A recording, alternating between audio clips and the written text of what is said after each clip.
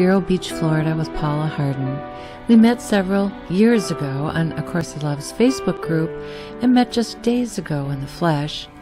We've become friends and now dialogue partners. Isn't that, I mean, it's like you don't lead in conversation. You know what I mean? It just happens. And it's so interesting when you get to this, because it's kind of what I'm investigating. So you have this natural flow of dialogue. And then when you try to have dialogue, you know, or you have this intention of doing dialogue, there begins to be this sort of a little bit of a naturalness to it. You know, so the conversation that we would have if we didn't have that camera on, if we didn't have this intent, would be different.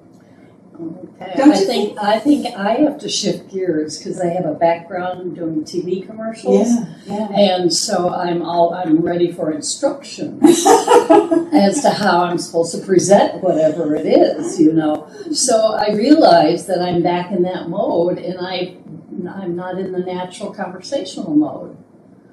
Because I said, you're the boss, I think I said that, and I'm waiting for your direction, and what's this woman want to talk about, you know, all of that. And so it's just like this Course of Love. It's always calling me to a new way of relating to life.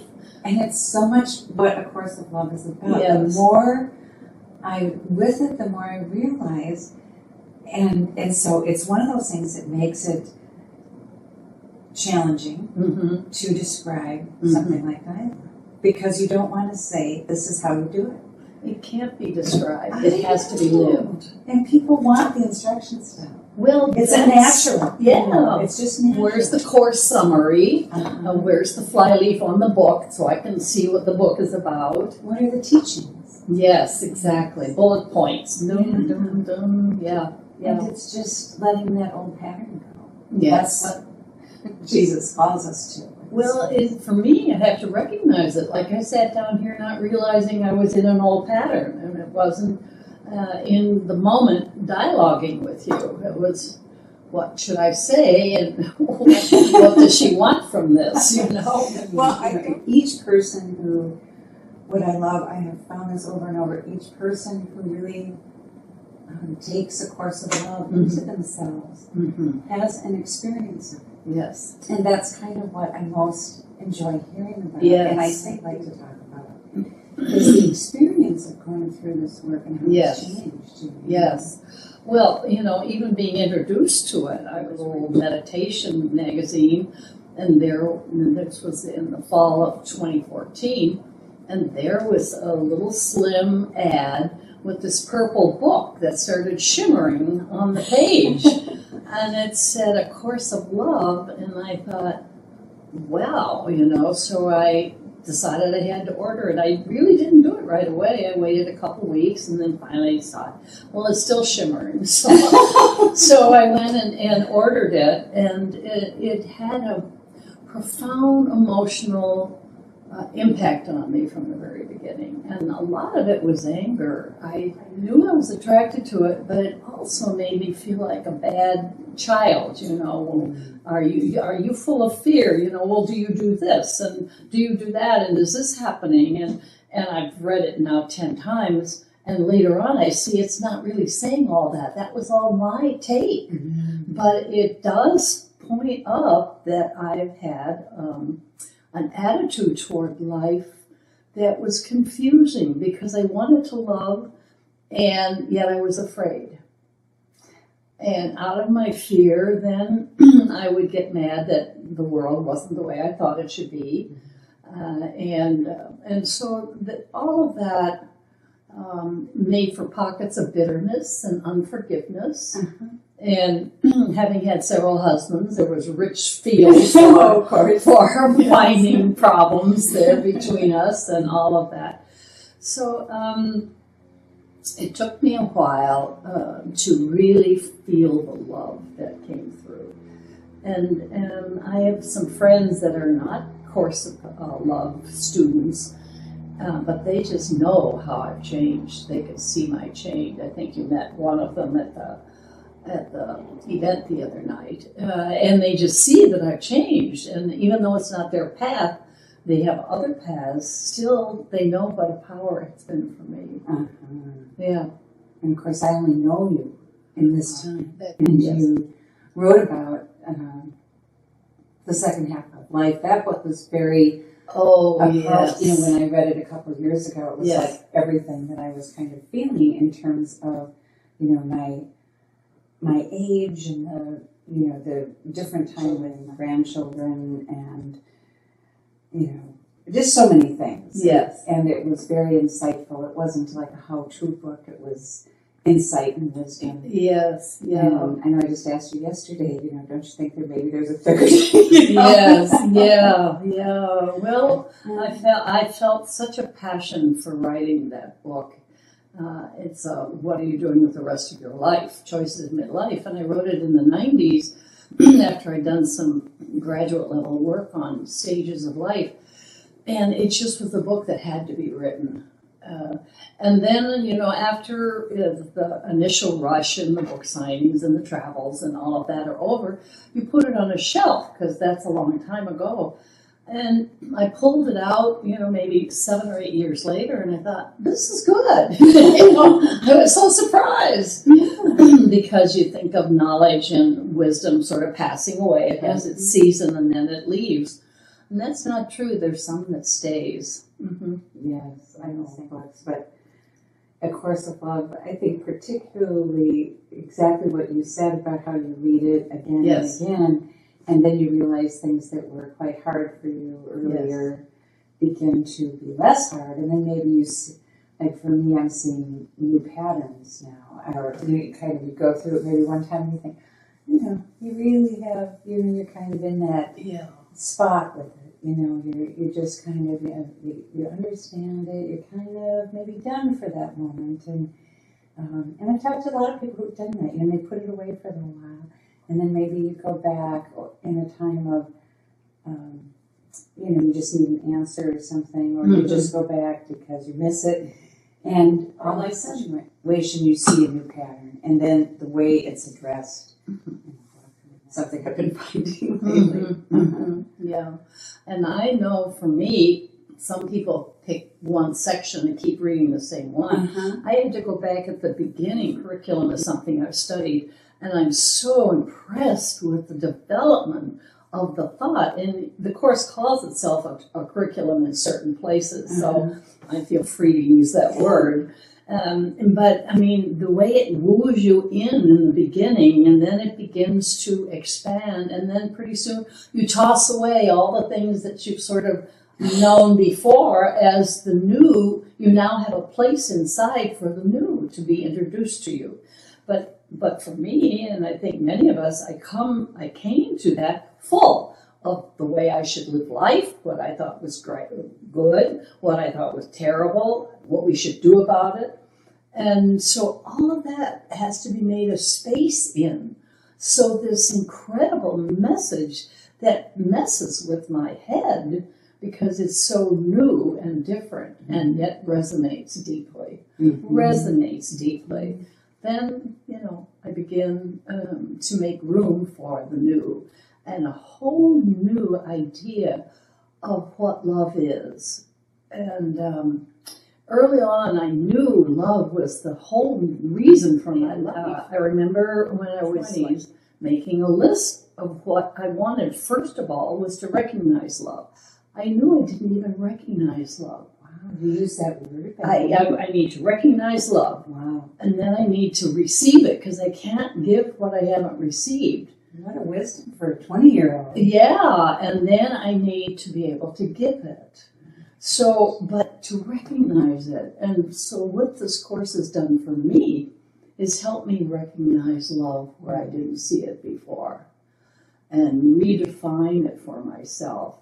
And then, it naturally was received. It naturally flows in, and it naturally comes back out. It was really early on wisdom that came through.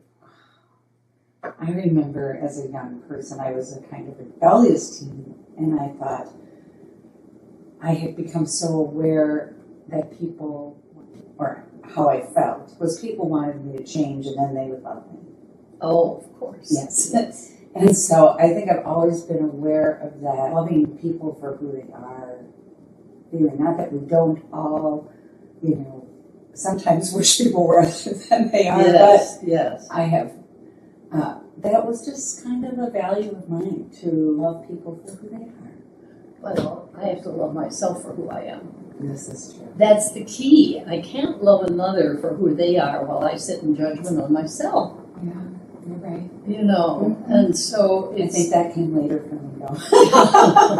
Oh, I've had. I think I knew I wanted that. Yes, But, yes. because I had felt so judged, I wasn't going to judge anyone else. Okay. That was kind of what Okay. it was. I was going to accept people. Okay, yeah, well, I felt judged and I judged. Yes. Yeah, so anyway, having love, learning about love as a passion for all of my life. I remember little things. I remember when I was like 6 years old, and our home was one of those that was under a lot of stress. There had been a lot of trauma in my parents' early lives. So they brought trauma into their home also. But there was a neighbor where we lived on the East Coast, and she had a big ceramic frog. And I remember one time talking to her and saying how much I loved that frog, and she handed it to me. I was 6 years old. I have never forgotten that frog. And Somebody just... yeah, that was just, I hadn't earned it. I didn't expect it. Then I can remember when I was like in my early 20s, late teens. This is when I was trying to put together that list of what I wanted for my life.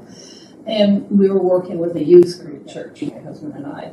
And there was a woman there, an older woman, who just tapped me on the arm, doing such a good job.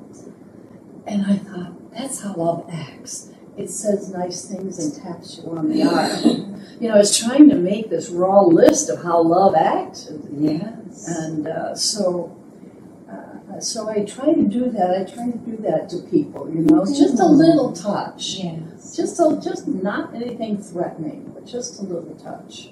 Yes. All having church ladies like that, too. Yes. I married my second husband when I had 3 children, and he had a pretty conservative church.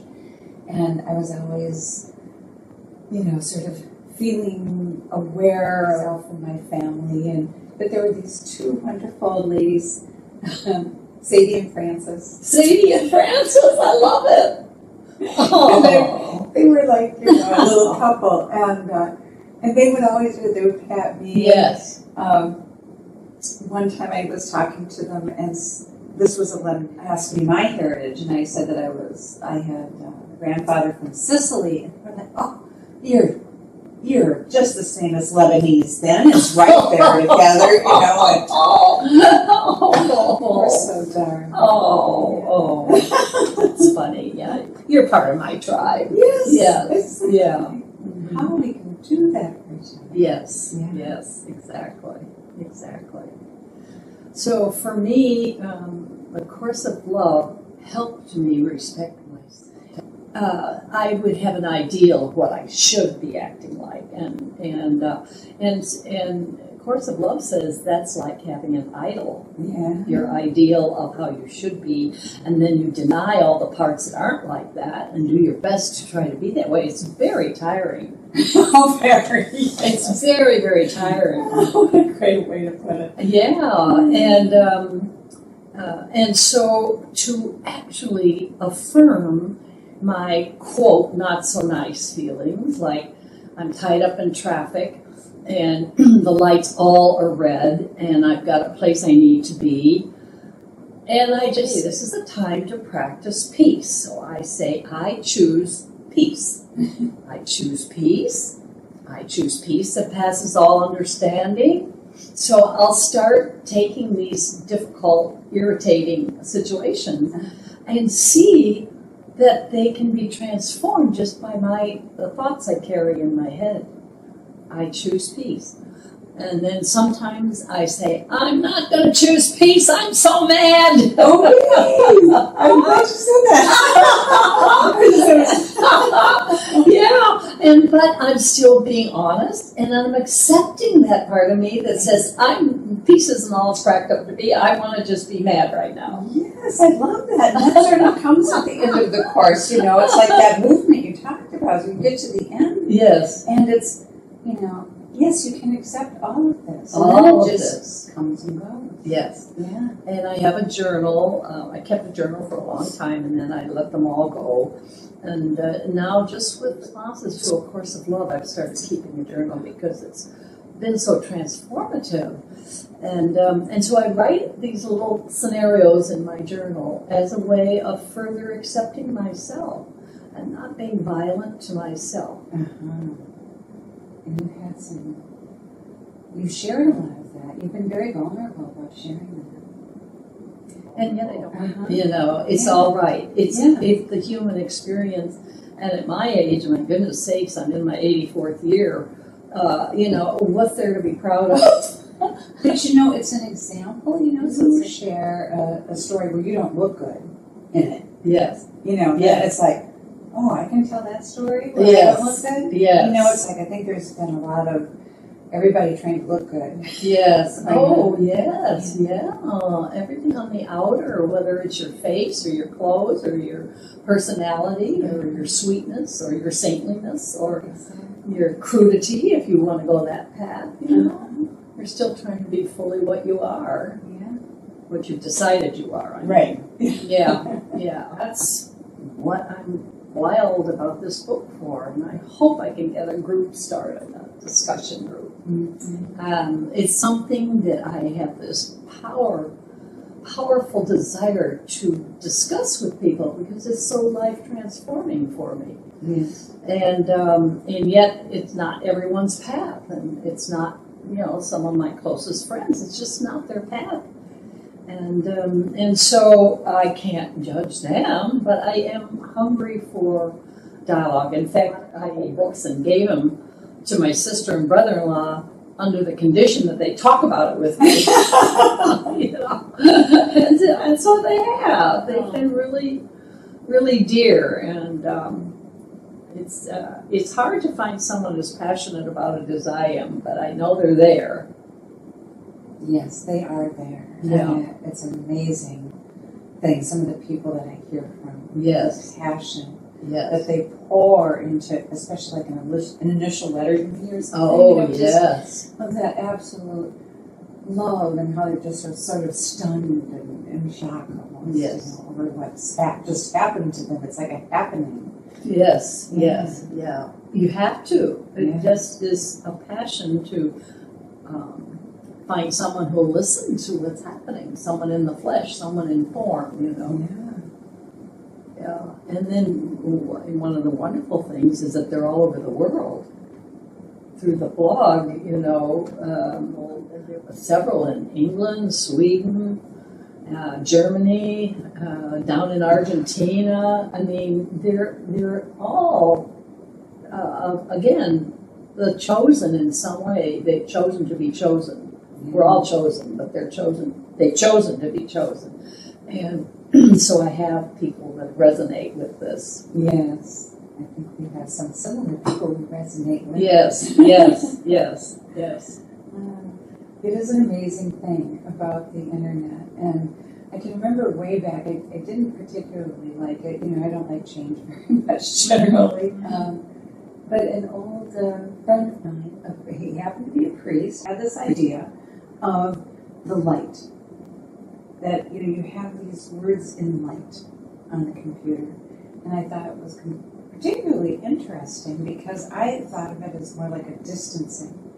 And this, in this light, in this ability to, reach people.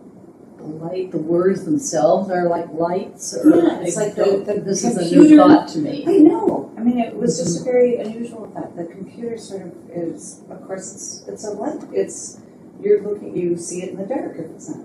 It has a. Oh, I see. All right. Yes. A literal light. It has a literal light to it, and so that was part of it. And then, of course, that ability to connect Yes. to the world. And I like the idea of those two things together. The light is a word, Yeah. and The actual light. and the reaching. Yes.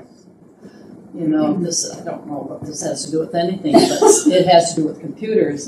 There was a study done by a university in the East about how computers themselves responded to human energy. And so they would interview people who had a negative attitude towards technology and towards their computer. That's me. And then they would see how often the computer broke down and needed repair. And then those that would sort of pet it and sing to it and say, "Come on, we can do this," and how few repairs those computers needed. So the actual cellular structure of the machinery changes depending on the person who's using it. And now we sort of know that. It's with what physics is discovering influence what's around us.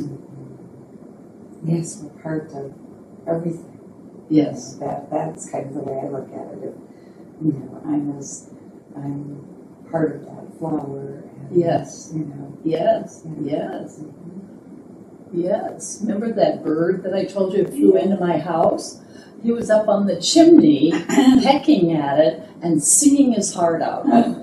So, you know, I feel like he's adopted our house, and I certainly have adopted him. Oh, I feel that way at home too. I feed the squirrels and the bunnies Yes. through the winter because I'm from Minnesota. And, you know, I used to have a one-footed squirrel. I haven't seen him for a while, but I really liked him. Yeah, you had pictures of him on your blog. I could identify him, you know, Yes. and he was, you know, the little wounded squirrel, so I would always watch out for him.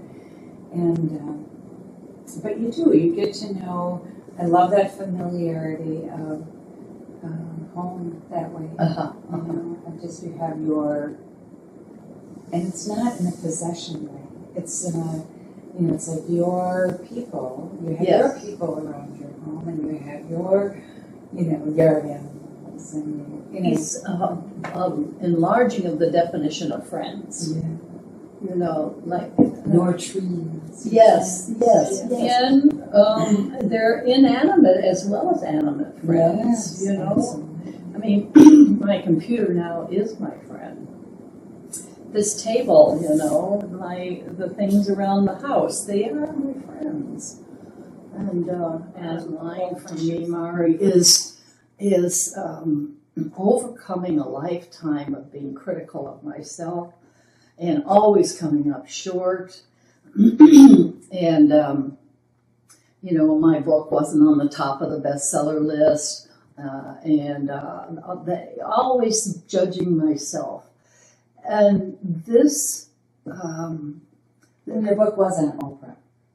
yeah, it had some success. Yes. It had some success. But still, that's just as a good example of Yeah. there's always, yes, but I didn't. There's another level, you know, and then broken marriages, and then my kids had some struggles, and so then I'm not a good mother, and all of that. And I think why I'm so passionate about the course at my time in life, it's a time for life review, and it's a time to forgive everything. And I didn't know I hadn't forgiven. Yes. And that's one of the main themes, is that I forgive myself, I forgive the world, I forgive God, I forgive Jesus for hanging bloody on a cross, which had never appealed to me, you know, and I forgive animals for eating each other, and I forgive, you know, my culture for being so cruel to animals. I mean, you just let it all go, and you realize that this is some kind of a wonderful path that at some level I chose, and that it is leading me where at some level.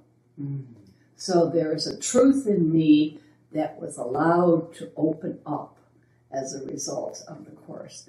And then my gratitude to you knows no bounds, you know. I just think that you could bring this through for us. And the fact that you're trying to learn as much as we are from this book, Yeah. from this relation. It's not a book; it's a relationship. That's it. Thank you for saying that. Yeah, it's a relationship, and Mhm. Jesus says that in the book that I'm talking right with you. And at first I said, "Yeah, me and thousands others," but then now it was talking right to me. And then I also, because I have a wide net I'm not one religion at all. I have a wide net. I love the verses that say, "Call me Buddha, call me Muhammad, call me anything but call me yours." Yes. I love that, you know? Yes. I mean, names, what are names? That's not where it's at. What's at is the energy and the life that begins to come. And I think that other thing you said where about he was speaking to you and you thought, oh yeah, and many others, and he says in there, just like a piece of music, Yes. that someone is the first to hear it. Yeah. Doesn't Oh, mean yes. that each one who hears it doesn't enter that Yes. experience. Don't I get blessed by Bach or Beethoven Exactly. or Mozart, Yeah. even though they're long gone? Yes. And the first person is no more blessed than I am? Yes. No, that's a wonderful quote. That was a very wonderful Yeah. feeling. Yes, because we all can so relate to it. Yes. Yeah, exactly. Why am I special? Why didn't Jesus choose me? You know, partly because I was too angry. You know, I mean, you've had a mystical relationship with him from child on, and I was just too busy being mad. He could never have gotten through to me. So that's a very why. imaginative child. Yes, And, yeah. I gave a lot of credence to what was going on inside of me in my child way, which a lot of that had to do with, the unseen and the, sweetness of the stories of Jesus. Reminded me of a story about how you realized as the course went on, that how it changed, how it spoke to you differently. Yes. And I was like, I didn't really realize that until years later. And it was when a new person, a friend of a friend, bought the treatises. And this was like in about, I don't know, doesn't really matter, but they were just coming out. There was different stages of the books. There was first just the one book, the course, and then there was the treatises. And so this fellow bought the treatises. And then when the dialogues came out, he bought that. And only then did he go back and read A Course of Love.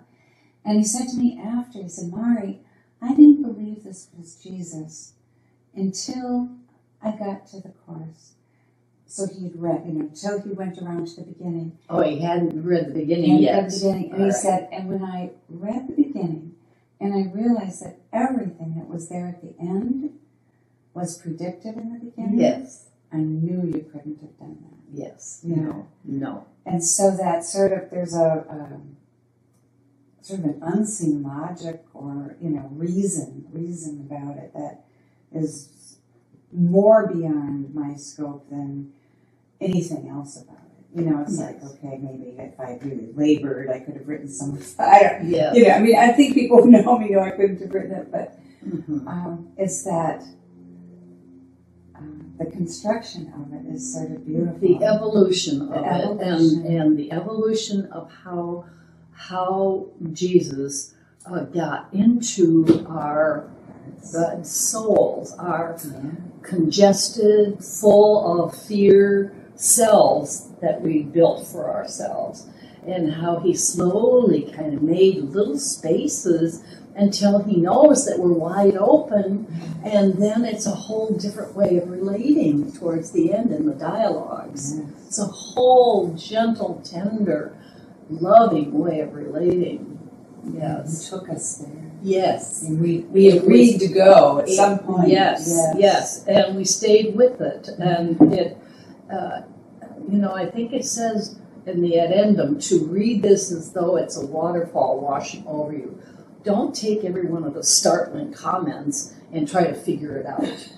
It doesn't work that way. You have to just let it go go move on, because he comes around, aided recall, spaced repetition, aided recall, spaced repetition. Yeah, there's my teacher self coming out. And that book, and Jesus does that magnificently. Yes, magnificently. You're too young for that. That's what I do. But there's a new forgetting.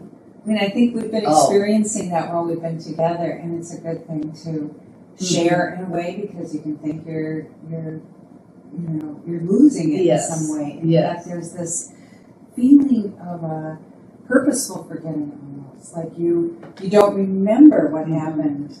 We don't remember what we talked about yesterday. Yes. Mm-hmm. And it's so almost it just sort of retreats into this haze from which it came. And maybe if you need it, you'll pull it up. Yes. Again. But yes. I have really found this, and thankfully found that many others are experiencing it. So, but I think if you don't, realize, what does it mean to be in the present moment?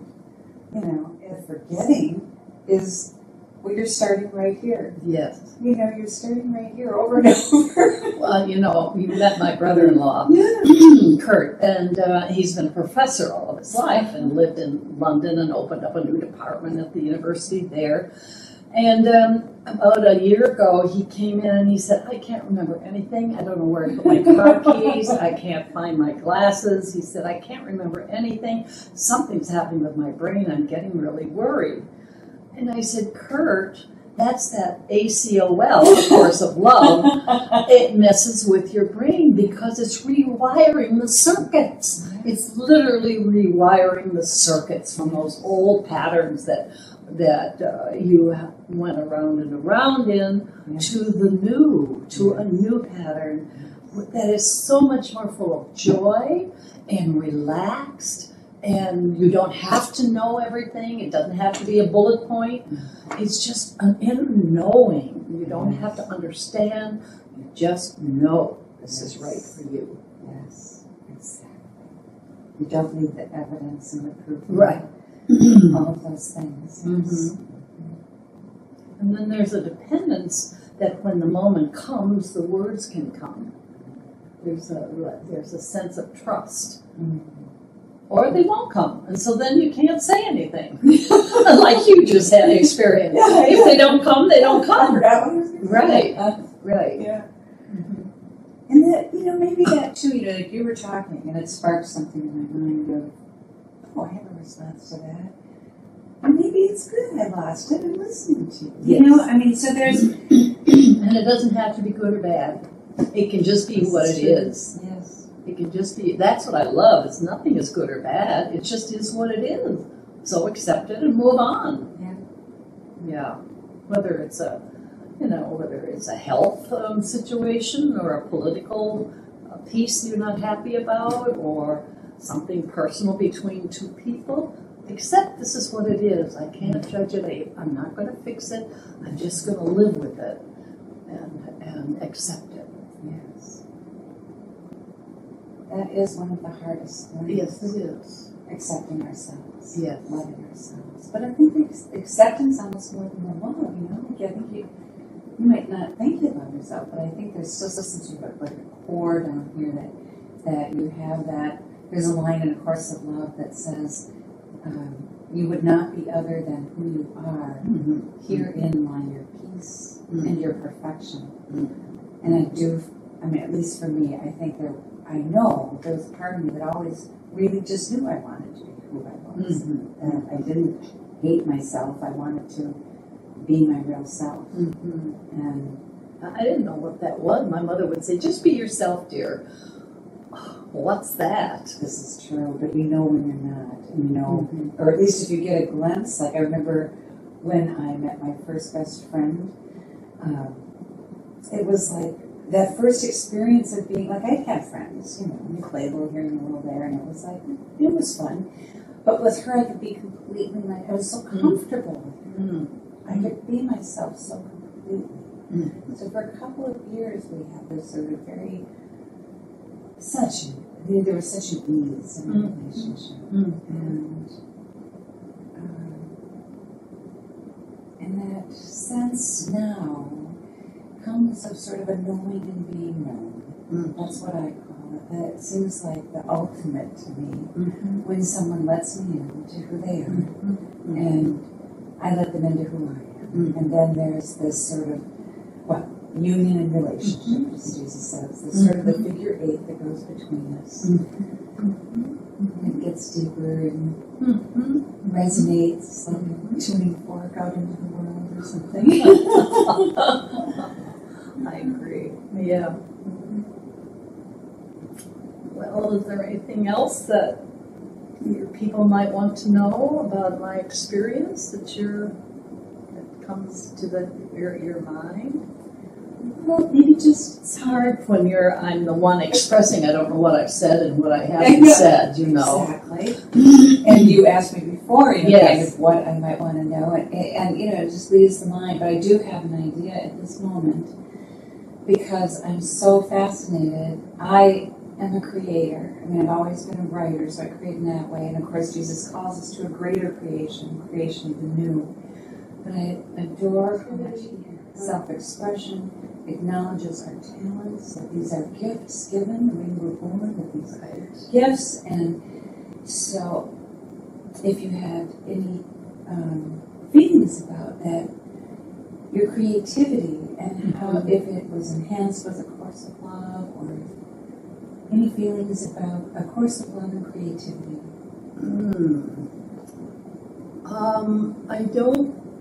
I don't know that it was specially unleashed by A Course of Love. Because you can. Yes, because it's been a creative life. What was unleashed is my not judging my creativity and accepting it and saying I'll offer it out there to people. Like I took up poetry writing a few years ago, and and they were sort of like in a little box all by myself, and some of them are, as I was introduced to the Course of Love, and there's one where I felt like everything I counted on, well, this is the way life is, and this is what we need to do, and this is good, and this is bad.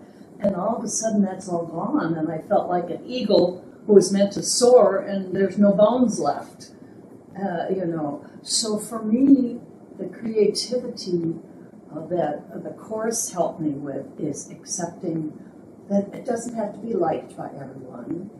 You just put it out there because that's what your soul wants to express. And so it's just like an extension of me. And whoever receives it, wonderful. And if they don't, that's all right too. They have other things that they can receive. All right. You are at the Humane Society seeking here, there, suddenly. Heart skipping a beat, eyes lighting up, the recognition, and the cage door opens. Or wandering the beach, free from brain spin for the moment. Ah, yes, there, tumbled smooth, wet, a stone sparkles just for you. Or sauntering in a bookstore, remember those times? Aisles, shelves loaded with promise, suddenly the beckoning, and you pick a book, or it picks you. And my universe turns other side around. That happened to me. Lighting everything, lightening everything, opening, ouch, to a fresh new world not yet mine. Bravo. That was about finding the Course of Love on. Oh. Yeah, but it's an ouch there. I do want to just thank you for your hospitality and your generosity of spirit, which goes so far beyond. I have felt you as a companion, but also as a little bit of a wisdom person in my life. And so not trying to make you a teacher or anything, but there's a difference there. There's a person who will guide you. And just by letting you in on what you've learned in life, you rub off on me a little bit. So thank you so much. Well, at my age, that's what we elders have to offer. And I see a culture where we honor that more and more. We need not to be all teenagers all our lives. We need that seasoned wisdom that comes from living life honestly. Yeah. Thank you for receiving. Yes. Appreciate that. Oh, thank you for the love.